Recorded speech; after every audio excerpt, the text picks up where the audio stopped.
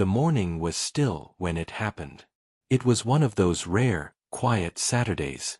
No buzzing phones, no early alarms, just the sun bleeding softly through pale curtains.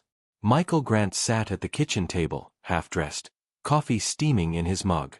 His wife, Lena, was upstairs, probably folding laundry. The scent of her lavender detergent drifted faintly through the air. Peaceful. Ordinary. Until the knock. 3 sharp raps. Michael froze. Not a casual knock. Not neighborly. It had rhythm. Purpose. He rose slowly and opened the door. 2 detectives stood there. Not in uniform, but unmistakably cops. Plain clothes. Stone expressions. The taller one lifted his badge like a shield. Mr. Grant. Yes. I'm Detective Carson. This is Detective Hill. We need to ask you a few questions about a break-in that occurred last night on Elmwood Drive. Michael's blood ran cold. Elmwood. That was near the auto shop where he used to work. We can talk here or downtown, Carson said, neutral. But his partner Hill was already scanning the living room behind him. Michael stepped aside without speaking. They sat in the living room, but no one touched the coffee Michael offered. Lena came down halfway through the conversation, her arms crossed, her expression confused. You were seen near the scene, Carson said. Your face matches a preliminary description given by a witness. I wasn't there, Michael said, heartbeat thudding. I was home. With my wife. But Lena blinked. Wait, you said you went out last night. For gas. Michael turned slowly toward her, the pit in his stomach splitting open. Only for 20 minutes, he said too quickly. I came right back. That was nearly midnight, Mike. I was half asleep. There was a silence thick enough to swallow the room. Hill opened a folder. Inside, a grainy still from a security cam. A shadowed figure. Not clear. But enough. Enough to rattle him. I didn't do anything, Michael repeated, his voice thinner now. I swear. But guilt doesn't care if you're guilty. Guilt waits. They left without arresting him. For now, Carson had said. As soon as the door shut, Lena rounded on him. Mike, what the hell is going on? He swallowed. I was near there, yeah. But not for that. I was. Why would you lie about it? I didn't want you to worry. It was the wrong answer. He could see it in her eyes. She stepped back like he'd struck her. By nightfall, Lena had packed a small bag and gone to her sister's. Michael sat alone at the kitchen table. Same coffee mug. Now cold. The knock echoed again and again in his skull. But this was just the beginning. 6 weeks earlier. Michael had never meant to get involved. But things had been tight since he lost his job at the shop. Bills were mounting. He'd tried everything, Uber, handyman gigs, even selling off old tools, but it wasn't enough. Then Calvin reached out. Calvin Dunn, his high school friend turned full-time hustler. The guy always had a scheme. A shortcut. A one-time thing. I just need a ride, Calvin had said. In and out. Quick job. No one gets hurt. Michael said no. At first. But when Lena told him their health insurance had lapsed, when she mentioned maybe postponing their IVF consultation, he cracked. It was just a ride. One night. One car. One friend. What Michael didn't know, what he couldn't have known, was that Calvin had a gun in his jacket. Or that the quick in and out would spiral into a home invasion. A woman shoved to the floor. A child screaming. Michael had stayed in the car. Engine running. Hands shaking. But guilt doesn't care where you were. It stains everything it touches. Michael couldn't sleep. The news was on loop. Burglary turns violent on Elmwood Drive. Police searching for suspects. 1 woman injured. No fatalities reported. But it was the photo that killed him. The mother, Sarah Lindley, bruised, scared, holding her daughter. He couldn't stop staring. At midnight, Michael opened the bottom drawer of his closet. Reached behind old boots. Found the envelope. Inside, cash. Exactly $4,000. Calvin's cut. His thank you. He took it out and held it over the sink. Then stopped. Burning it wouldn't erase it. Returning it might only expose him. Keeping it wasn't an option. He slid it into a plastic bag and tucked it back behind the boots. Then he curled up on the floor beside the closet and cried. 3 days later, Calvin's body was found in a motel just outside the city. Gunshot to the chest. Execution style. Michael saw the headline and felt the world tilt sideways. The second suspect was dead. Which meant one thing. Now, the cops would be coming for him. But someone else was coming, too. That night, a note was slid under Michael's door. No return address. No name.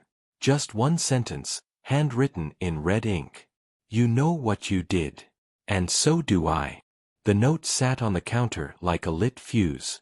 Michael paced the kitchen in circles, reading the words over and over. You know what you did. And so do I. It wasn't the police. Detective Carson wouldn't waste time with threats. This was different. Personal. Intimate. Someone knew. Michael scanned the windows. Closed. Locked. No footprints outside the door, no strange cars on the street. Still, his heart thudded in his ears. He tried calling Lena. No answer. Straight to voicemail. He left a message anyway. Lena, I need to talk. It's serious. Not about us, about something else. Just, please call me. Then he sat on the floor again, back against the kitchen cabinets, knees to his chest. The silence had weight now. Every creak, every gust of wind outside felt deliberate. Like someone, or something, was watching. The note wasn't just a threat. It was a warning. Monday morning.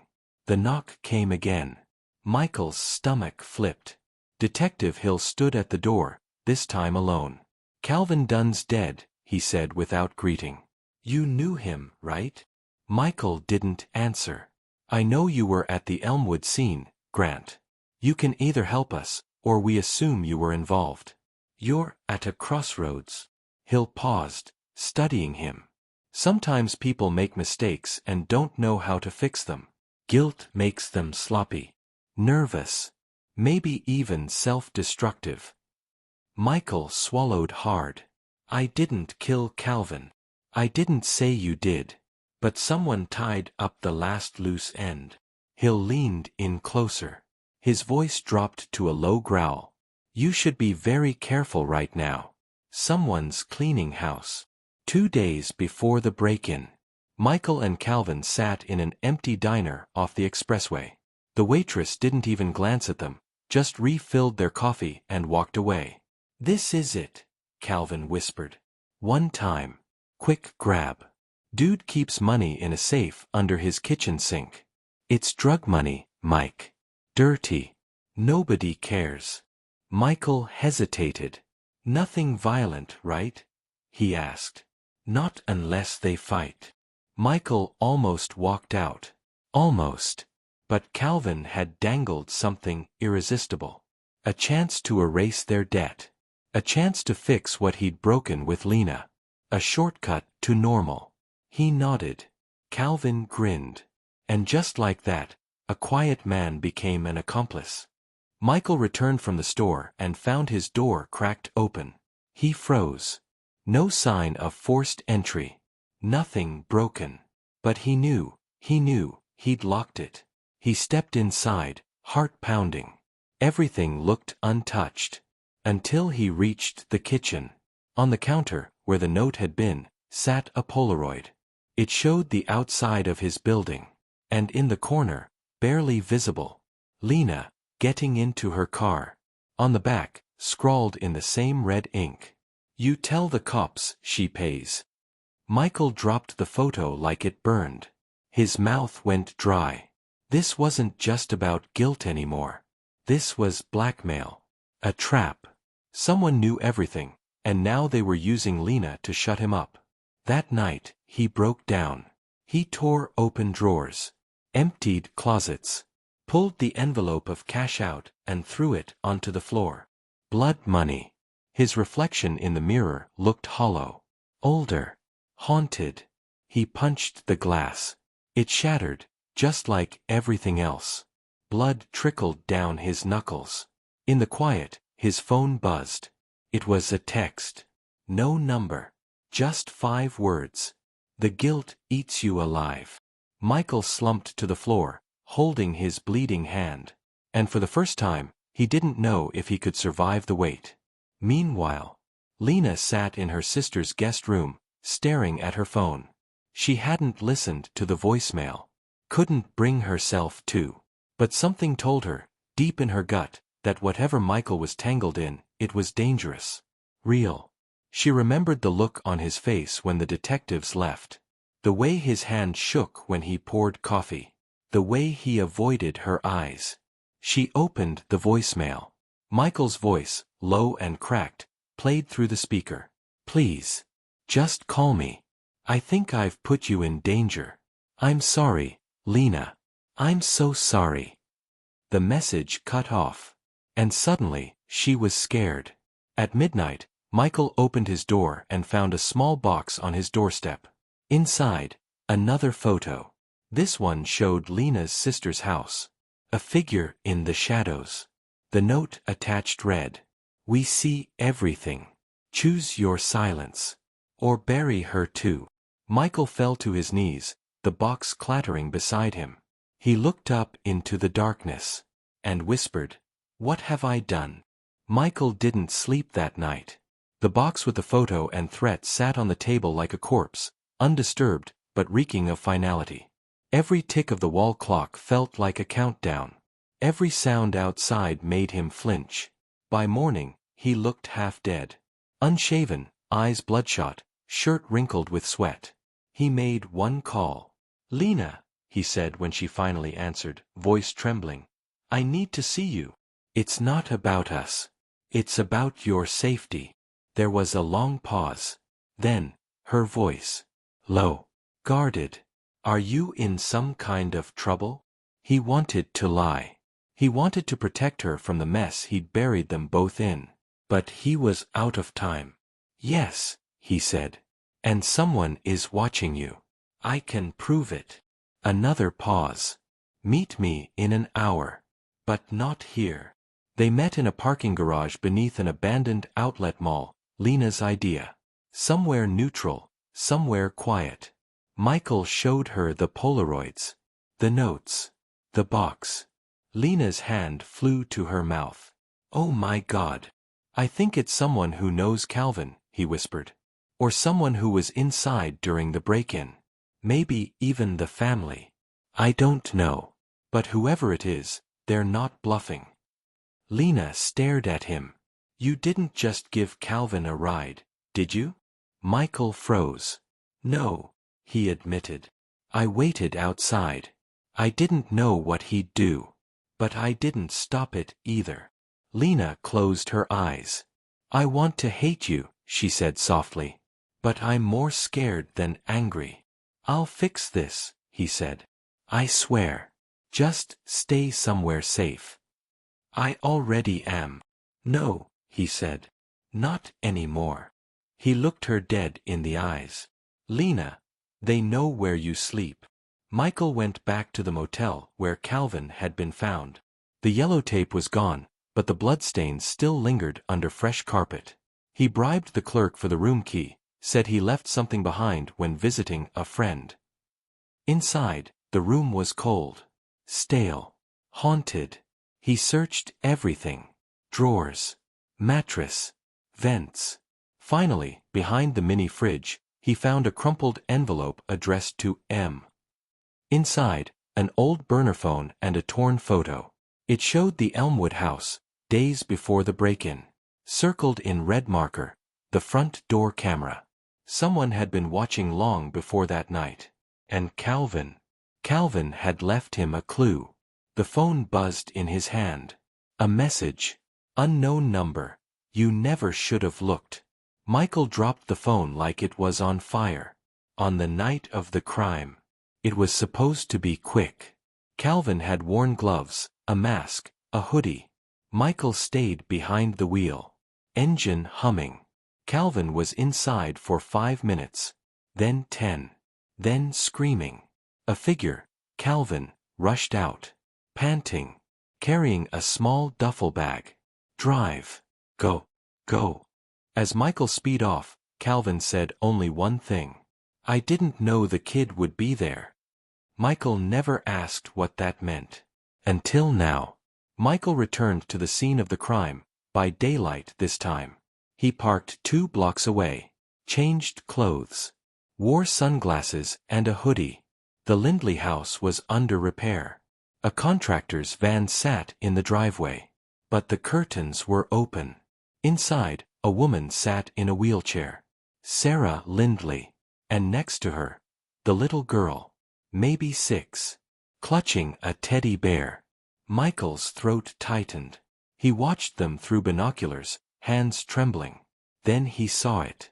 A car. Parked across from the house. Engine off. Tinted windows. Too clean. Too still. Surveillance. Not police. Someone else was watching the family.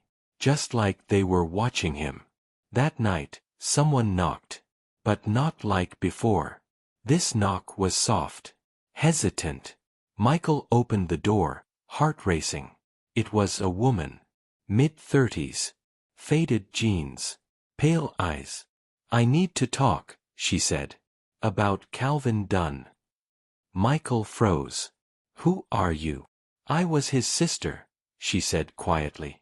Before he got himself killed. She stepped inside. I know what you two did. But that's not why I'm here. Then why? Because Calvin didn't die because of that robbery, she said. He died because he tried to blackmail the wrong people. Michael stared at her, numb. What people? She hesitated. You ever heard of the Orchard? Michael shook his head. She leaned in, voice trembling. It's not a place. It's a group. A network. They use families, neighborhoods, good people, as cover. But underneath, it's drugs. Trafficking. Money laundering. Quiet. Sophisticated. Calvin tried to skim from them. Use your little heist as leverage.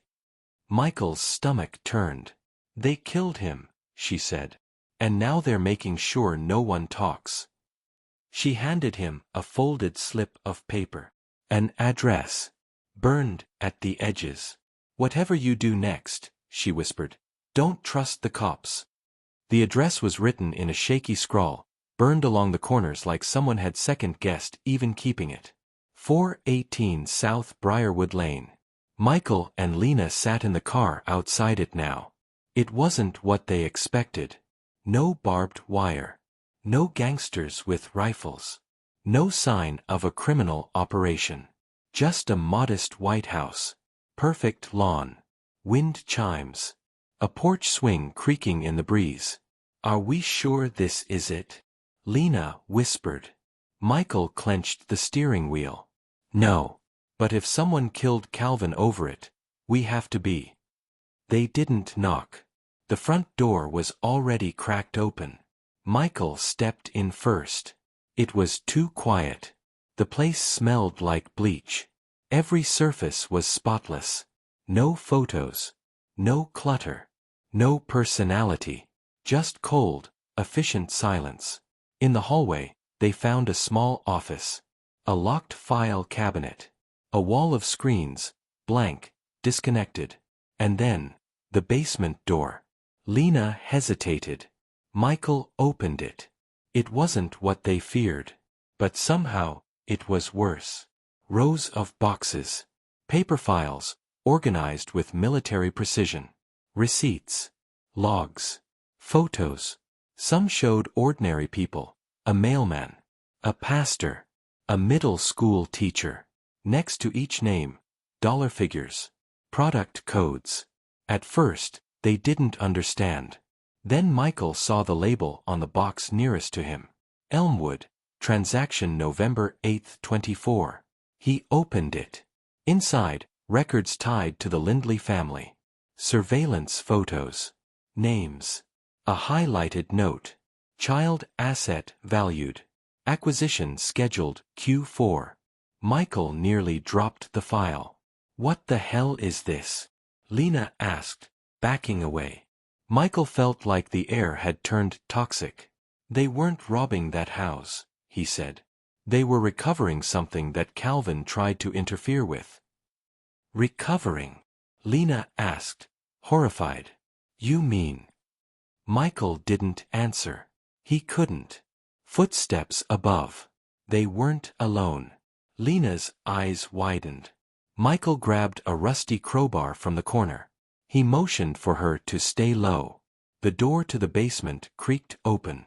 A man stepped down, bald, maybe early 60s, calm as a monk. You shouldn't be here, he said, voice flat. Who are you? Michael demanded. The man looked at him like he was something to be studied. I'm what comes after guilt, he said. I'm what you meet when you choose conscience over silence. Michael didn't wait. He swung the crowbar. The man dodged, but barely. A gun clattered from his coat. Lena kicked it across the room as Michael tackled him. They tied him up with an extension cord, his lip bleeding, eyes still eerily calm. You don't know what you've done, he said through clenched teeth. No, Michael hissed. You don't know what I'm willing to do. Michael had tried not to remember her. The little girl. But it came back now, too vivid to ignore. When Calvin had sprinted out of that house, screaming for Michael to drive, there was one split second, a blur in the rearview mirror, where a small face had appeared in the shadows. Terrified. Eyes wide. He hadn't realized it at the time. But she had been watching him. Watching him drive away. Michael pulled files from the cabinet, stuffing them into a duffel bag. He found flash drives. Labeled. Clients. Surveillance. Disposals. Lena stared at him. What are we going to do with all of this? We expose them. They'll kill us. Michael zipped the bag closed. Then we don't run. We burn it all down. But they needed help. Not the police. Not with what Hill had said. Don't trust the cops. They needed someone outside the system. That's when Michael remembered her. Calvin's sister. They left the house with the bag. Left the man tied up. Left the files hidden in a locked toolbox in the trunk. They drove 20 miles before calling her. Her name was Danica. She answered on the second ring. You're still alive, she said. That's something. Michael didn't waste time. We found it. The files. All of it. Silence. Then, meet me at the docks. Midnight. But we need protection, he said. You're not looking for protection anymore, Michael, Danica said softly. You're looking for revenge. Midnight fog clung to the water like breath held too long. Michael stood at the edge of the dock, wind biting his face, the weight of the folder pressing against his chest like a second heart. Scheduled, June 21, 25. Grant, Michael and Lena. He handed the file to Lena. She stared at it, mouth trembling. They were going to take us, she whispered. Michael couldn't speak. Couldn't breathe. Danica slammed the trunk shut. They scheduled targets months in advance. Families, couples, runaways. Clean extractions. No police reports. No questions asked. It's all about timing. But why us? Lena asked. We're nobodies. Danica looked at her. You knew Calvin. You touched the orchard. That's all it takes. Michael clenched his fists. We burn the files. We release them. Expose everyone. Danica shook her head. You do that, and you'll be hunted until your last breath. No court can touch them. Not the judges. Not the cops. They own the system. Then what are we doing here? We're going to do the one thing they can't control. Michael's voice dropped. What? Danica looked him in the eye. We're going to disappear. Danica led them through the boatyard to a metal storage shed hidden behind stacks of crates. Inside, she revealed a second duffel bag. Passports, cash, satellite phone, fake IDs. Everything needed for a new life. Get on a fishing boat at 3 a.m. It sails under no flag.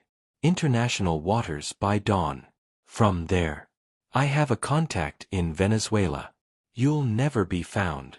Lena stared at the fake ID in her hand. Hannah Davis. Age 31. This isn't a life, she whispered. It's the only one you'll get, Danica replied. But Michael didn't move. He was holding the file with his and Lena's names. His fingers trembled. No, he said quietly. I'm done running. At 2:13 a.m., Michael broke into a local news affiliate's satellite truck. He locked the door, powered up the system, and plugged in the flash drive. The news anchor was mid-sentence when every screen in the station went black. Then flickered. Then displayed surveillance footage. Dozens of them. Children's faces. Secret transactions. Masked faces. Wire transfers. Then names. Judges. Detectives. Politicians. A data dump built to rip the system open from the inside. In the final frame, Michael appeared, sitting in the truck, staring into the camera. My name is Michael Grant. I was part of something I didn't understand. But I do now. And if you're watching this, so do you. The feed cut out. Michael stepped out of the truck and into the darkness.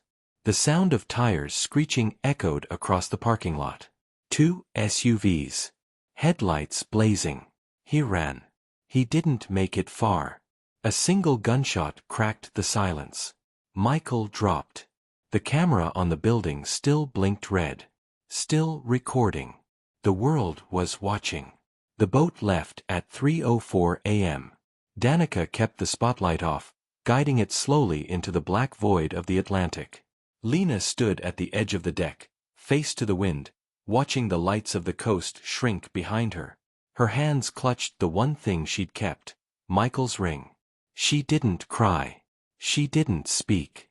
She simply let the weight of grief settle beside her.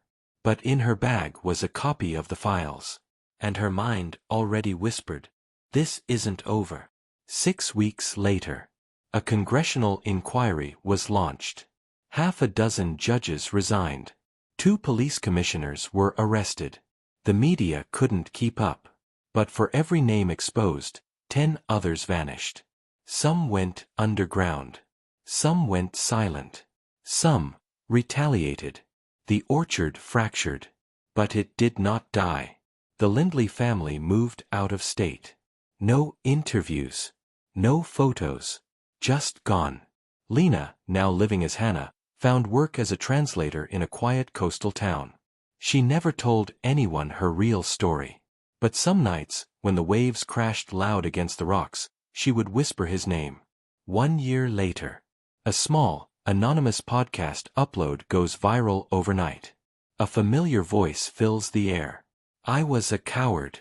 But I found my spine too late. If you're hearing this, then you know, the system is cracked. But it's not unbreakable. You just have to carry the truth long enough for someone else to see it. A pause.